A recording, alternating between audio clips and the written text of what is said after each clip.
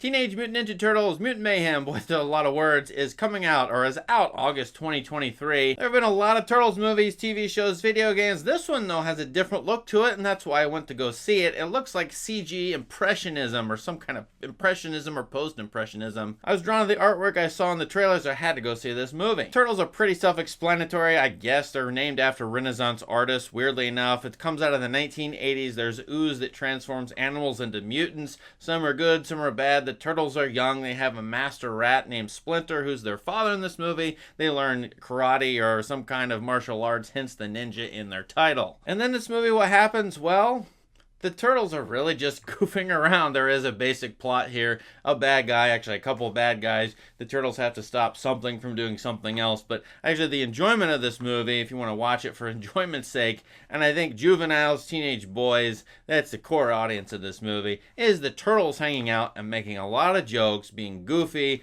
making pop culture references, hundreds of them. If you're into, various musical styles, modern musical styles, contemporary, then you'll probably get a lot out of this movie. Most of this movie takes place at nighttime. The Turtles are young and they want to get out, but Splinter, their master, says humans are bad, don't go outside. This is a typical animated or kids movie thing where you have an open versus closed thing where the young ones want to get out, want to be more open. The old ones here, the authority figure, wants to be closed off. Guess what's going to happen? And by the way, I hate to say this is another COVID-inspired movie where the Turtles are in their house and they can't go outside and are allowed to, but they will come out of their shell, metaphorically, and go out to the human world, where they will be treated like the X-Men as outcasts, yet they want to blend in. Weirdly enough, they want to go to high school. That's like one of their main goals. I always wanted to get out of high school. I never want to be in high school. So I don't know why the goal of the heroes in this movie is to get into high school, but whatever. This movie does tell a Turtles origin story.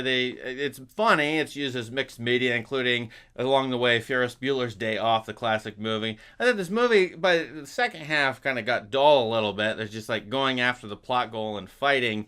Meanwhile, a lot of this movie takes place at night, and to me that was a little muddy visually. While I really like the impressionism, or whatever you would call this unfinished, unpolished drawing look of this movie, it was a little muddy. Sometimes the Turtles blended together, the purple blended into the red, blended the orange, differentiating the Turtles. Now you can't tell them apart from their body size, but I did feel the individuality of the Turtles overall was not emphasized, definitely not as it was when I was a kid, and the cartoon where Michelangelo was a cool dude. You don't really get that here. You get more of a group experience. And when the four Turtles are together, they're fun individually. Quite honestly, I couldn't tell you their quirks very easily except the way they look. This movie is directed or co-directed by Jeff Rowe, who co-directed one of my favorite movies in recent years, The Mitchells vs. the Machines. That partly excited me. Yet this movie is definitely not as rich, as culturally alive, as topically, thematically alive as that movie. This is more of a romp, an entertainment romp.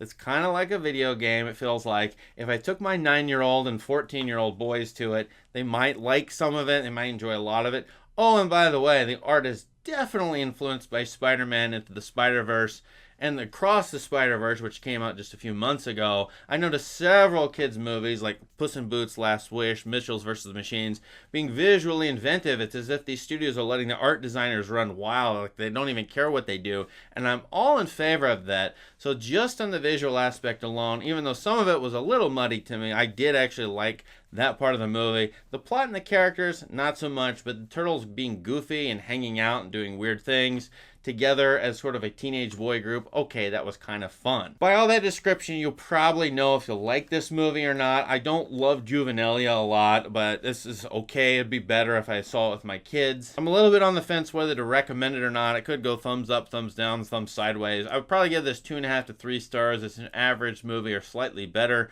but the look of this movie could redeem it. See it on a big screen. Oh, and I did like the 1983 inspired soundtrack. Not all of this movie has that sort of music, but there's a lot of music that comes right out of that period, which I do actually like the movie soundtracks of that very moment. What do you think of this Teenage Mutant Ninja Turtles? Actually, is it the best one ever? That wouldn't be saying much, because almost all, in fact, I think all of the Turtles movies have done very poorly in terms of ratings. Just look at IMDb. This might actually be the best rated Turtles movie ever, so maybe the one to go see. Let us know in the comments what you think, and please subscribe to this channel for more great content. Thank you. Have a great day.